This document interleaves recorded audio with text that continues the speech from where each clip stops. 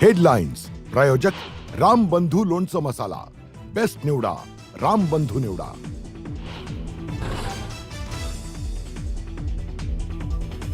राज्यातल्या अनेक भागात आजही पेट्रोल डिझेलसाठी शेतकऱ्यांच्या रांगा, काही ठिकाणी वादावादीच्या आणि हाणामारीच्या घटना।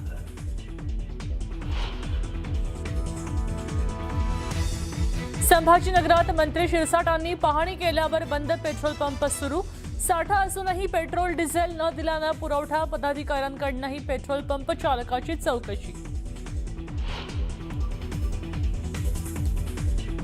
पेट्रोल डिझेलच्या दरामध्ये पुन्हा वाढ, पेट्रोलच्या दरात 87 पैसे तर डिझेलच्या दरामध्ये 91 पैशांची वाढ, गेल्या 10 दिवसात तिसऱ्यांदा दरवाढ।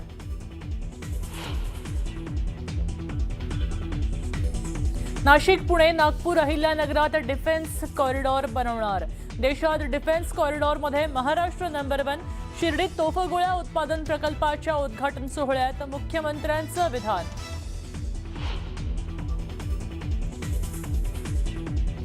लातूरच्या प्रसिद्ध ट्युशन एरियाच्या प्रशासनाचा मोठा दणका, औद्योगिक वसाहतीमध्ये सर्व क्लासेस आणि हॉस्टेल्स बंद करण्याचे आदेश।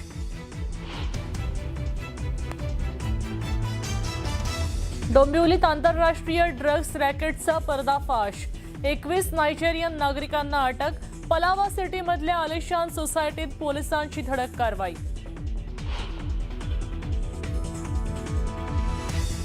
यवतमाळच्या डिग्रजमध्ये एकाच दिवशी तिघांचा उष्माघाताने मृत्यू झाल्याचा संशय, शहराच्या वेगवेगळ्या भागात सापडले तिघांचे मृतदेह, एकाची ओळख पटली, दोघांची ओळख पटवण्याचं काम सुरू।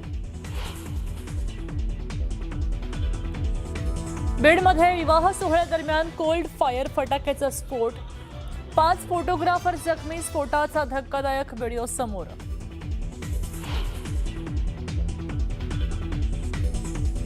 गडचिरोलीच्या पोमके बिनागुंडा जंगलात माओवाद्यांच्या शस्त्रनिर्मिती कारखाना उद्ध्वस्त, शस्त्रनिर्मितीसाठी वापरली जाणारी यंत्रसामग्री कारवाईत नष्ट, पोलिसांकडून माओवाद्यांचा मोठा धक्का।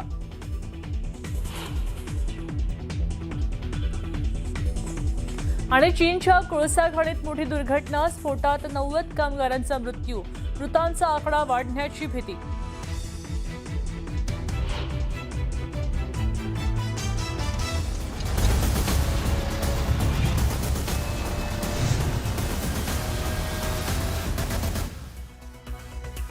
राज्यामध्ये पुन्हा एकदा इंधन दरवाढ झालीय, इंधन दरवाढीचा भडकाच उडालाय। पेट्रोलच्या दरात 87 पैशांची तर डिझेलच्या दरामध्ये 91 पैशांची वाढ झाली। गेल्या 10 दिवसातली ही तिसरी वाढ आहे आणि या वाढीमुळे वाहन चालकांनी नाराजी व्यक्त केली आहे। इंधन दरवाढीमुळे महागाईमध्ये आणखी भर पडायची ही शक्यता व्यक्त केली जाते, पाहूया। इंधन दर वाढीचा पुन्हा भडका, एवढ्या लवकर पेट्रोल महाग झालं नाही पाहिजे। रेट काफ़ी ज़्यादा बढ़ गया है, पहले ऑलरेडी इतनी सारी महंगाई है चल रही है। पेट्रोल डिझेल पुन्हा महागलं। सामान्य नागरिक आहे ज्यांचं दैनंदिन रोजच्या कामावर त्यांचं पोट अवलंबून आहे, त्यांना याचा खूप मोठा परिणाम होतो। 10 दिवसांत तिसऱ्यांदा वाढ। तर सर्वसामान्यांचा विचार करून सरकारने परराष्ट्र धोरण व्यवस्थित आखून या पेट्रोलच्या प्राइजेस कशा काही कमी करता येतील याच्यावरती विचार करावा।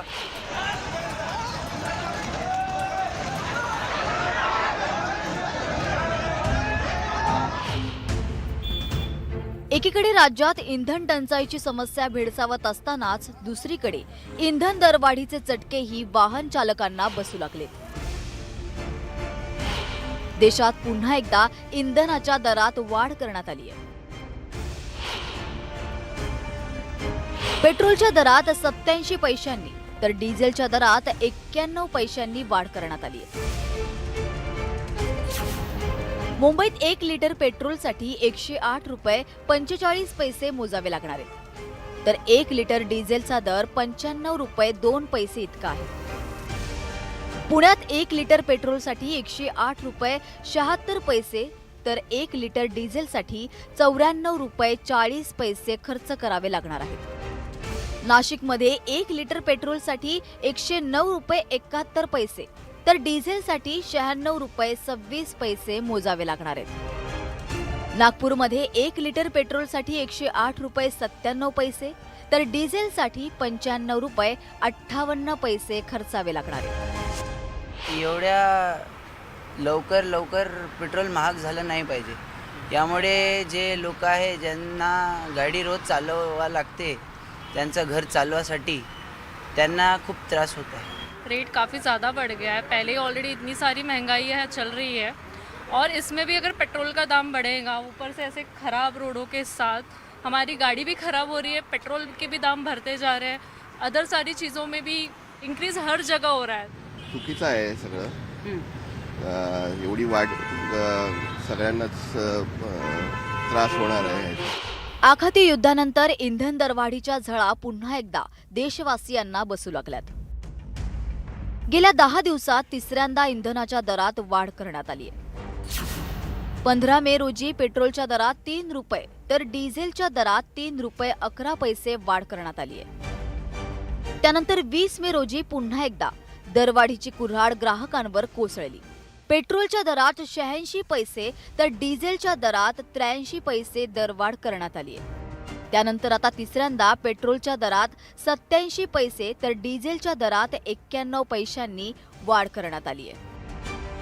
इंधन दरवाढीच्या मुद्द्यावरून ग्राहकांनी नाराजी व्यक्त केली आहे. मधील काळामध्ये जेव्हा पेट्रोलचे दर कमी पडले होते त्यावेळेस कंपनी आणि पेट्रोलच्या कंपन्यांनी खूप मोठ्या प्रमाणामध्ये फायदा केलेला आहे आणि हे आपले पेट्रोलियम मंत्र्यांनी सांगितलं होतं. तर आता जर याचे बॅलन्स जर वाढले असतील तर त्यांनी जशा कंपनीने फायदा घेतलेला आहे तसा त्यांनी तोटा बी थोडाफार सहन करावा आणि सामान्य जनतेला दिलासा द्यावा. पेट्रोल हे वाढतच निघालेलं आहे, तर सर्वसामान्यांचा विचार करून सरकारने परराष्ट्र धोरण व्यवस्थित आखून या पेट्रोलच्या प्राइजेस कशा काही कमी करता येतील याच्यावरती विचार करावा आणि सर्वसामान्य लोकांना दिलासा द्यावा. पण सामान्य नागरिक आहे ज्यांचं दैनंदिन रोजच्या कामावर त्यांचं पोट अवलंबून आहे, त्यांना याचा खूप मोठा परिणाम होतो. सगळे किराणा माल आहे, सगळ्याचे दर खूप वाढलेले आहेत. त्याचा एकंदरीत खूप मोठा परिणाम आता पडलेला आहे. प्रतिक्रिया तर जास्तच आहे ना. कसं आहे, एक सामान्य माणूसला पेट्रोल वाढ म्हणजे किती झालं. एक नॉर्मल सॅलरीमध्ये आता एवढं वाढला की आम्हाला पण जमत नाही. इंधन दरवाढीच्या या मुद्द्यावरून विरोधकांनीही सरकारला घेरलंय. अच्छे दिन साजरे करतात सगळे, कारण ज्यांनी ह्याच मुद्द्यावर 2014ची निवडणूक असेल, नंतर 19ची निवडणूक असेल, ही जिंकण्याचा प्रयत्न केला होता. आज आपण बघताय देशाचे हाल काय करून ठेवलेले आहेत. गेल्या 10 दिवसात इंधनाच्या दरात सरासरी 4.5 ते 5 रुपयांपर्यंत वाढ झाली आहे. इंधन दरवाढीमुळे महागाईही भडकण्याची शक्यता आहे.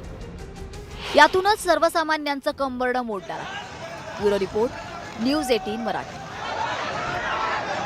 अनेक पेट्रोल पंपावर रात्री सुद्धा 2 ते 3 किलोमीटरच्या रांगा लागलेल्या असतात. जळगाव जिल्ह्यात राष्ट्रीय महामार्ग क्रमांक 53 वर असलेल्या पेट्रोल पंपावर रात्रीच्या सुमारास पेट्रोल आणि डिझेलसाठी शेतकऱ्यांच्या वाहनांसह त्यांनीही लांब लांब रांगा लावल्या होत्या. आपल्या वाहनांसह पेट्रोल पंपावर मुक्काम करायची वेळ शेतकऱ्यांवर आली आहे. हिंगोली जिल्ह्यात सुद्धा अशीच स्थिती पाहायला मिळते. हिंगोली जिल्ह्यात गेल्या आठवड्याभरापासून डिझेल टंचाई आहे. डिझेलची समस्या कायम आहे आणि ग्रामीण भागात वाहन चालकांना मोठा फटका बसतोय. कॅनमध्ये डिझेल मिळत नाही, त्यामुळे ट्रॅक्टरच्या रांगा आता पंपावर आहेत. बुलढाणा जिल्ह्यात पायगाव स्टेशनमध्ये पेट्रोल पंपावर इंधनच नाही, त्यामुळे शेतकऱ्यांना तात्काळावं लागतंय. पेट्रोल डिझेलसाठी इथेही शेतकऱ्यांनी रात्र जागून काढली.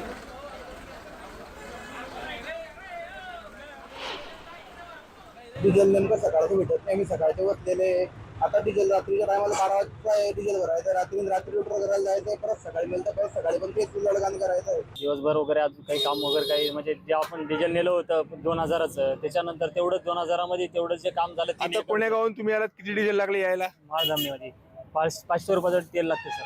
ते इथंच बाहेर कुठं तर नाश्ता करावा लागते सर, कारण गावाकडून डबल आता इथून 6 वाजता आल्यानंतर जेवण कोण इथं करणारच नाही ना, कारण त्याच्या घरून डबा तर कोणी एवढ्या लवकर करून देत नाही. तर इथंच काहीतरी नाश्ता पाणी चाय वगैरे इथंच करावं लागणार आहे. पैसे असेल तिथंच करणार सगळं, आणि इथून गाडी सोडून गेलं तर परत दुसरी गाडी लागू शकते, एखादं चालू होईल तर त्याच्या भीतीने पण नाश्ता करण्याचं काही एवढे हे पडू शकत नाही. इंधन टंचाईमुळे पेट्रोल पंपावर आता वादातनं हाणामारीच्या घटना घडत आहेत. जालना जिल्ह्यात बदनापूर इथे पेट्रोल पंपावर डिझेल वाटपावरनं मोठा वाद झाला.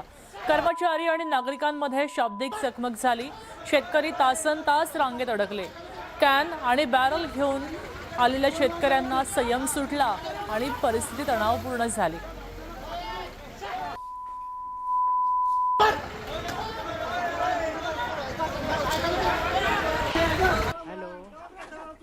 हिंगोलीतल्या कळमनुरी शहराजवळ असलेल्या पेट्रोल पंपावर डिझेल घेण्यावरून ग्राहकांमध्ये वाद झाला आणि या वादाचं पर्यवसन हाणामारीत झालं. ही हाणामारीची घटना एका नागरिकानं आपल्या मोबाईलच्या कॅमेऱ्यात कैद केली.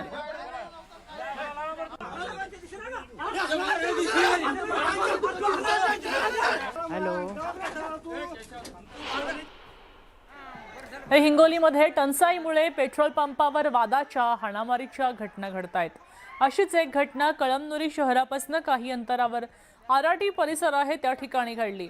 आराटीच्या पेट्रोल पंपावर नागरिकांनी आधीच मोठी गर्दी केली होती आणि त्यातच डिझेल घेण्याच्या कारणातनं नागरिकांमध्ये वाद झाला आणि या वादाचं पर्यवसन तुफान हाणामारीत झालं.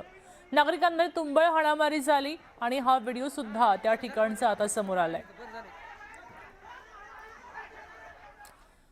छत्रपती संभाजीनगरमध्ये साजापूर पेट्रोल पंपावर डिझेल आहे आणि तरी सुद्धा डिझेल देणं बंद केलं गेलंय.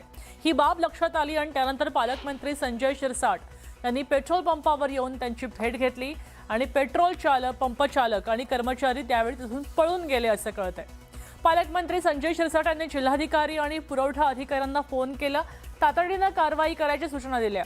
पंपावर 3000 लिटरपेक्षा जास्त पेट्रोल आणि डिझेल असताना सुद्धा ते संपलं असं सांगून त्यांनी डिझेल देणं बंद केलं. शेतकऱ्यांनी जाब विचारल्यावर शेतकऱ्याला संपलं असं सांगितलं. स्टॉक किती आहे हेही दाखवलं नाही आणि पालकमंत्री गेल्यावर अर्ध्या तासात पेट्रोल पंप पुन्हा सुरू झाला. डिझेल वाटप पुन्हा सुरू झालं. सकाळपासून उभा होतो मी आतापर्यंत. आता नेमकं माझ्या ह्याच्यात नर्स ड्रायव्हर त्याने ते बंद केलं.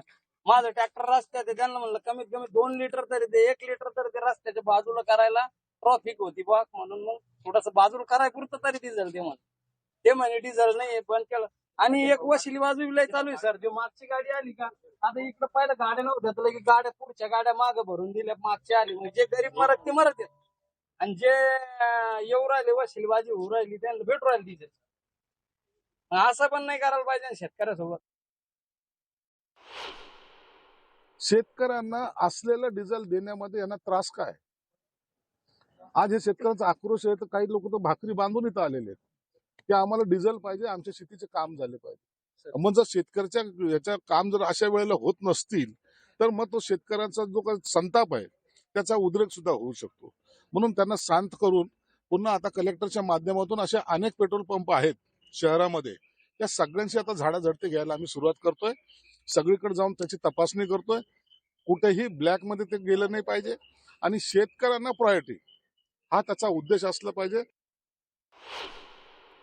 पेट्रोल पंप चालकावर नियंत्रण ह्या कलेक्टरच्या माध्यमातून असतं. जिल्हा पुरवठा अधिकारी असतो, त्यांनी या ठिकाणी व्हिजिट केल्या पाहिजेत.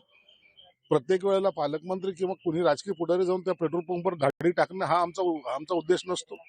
म्हणून आता कलेक्टरांना मी सूचना दिलेल्या आहेत. कलेक्टरांनी आता ज्या ज्या ठिकाणच्या तक्रारी येतील त्या ठिकाणी त्यांची टीम पाठवून त्या सगळ्याची चौकशी केली पाहिजे.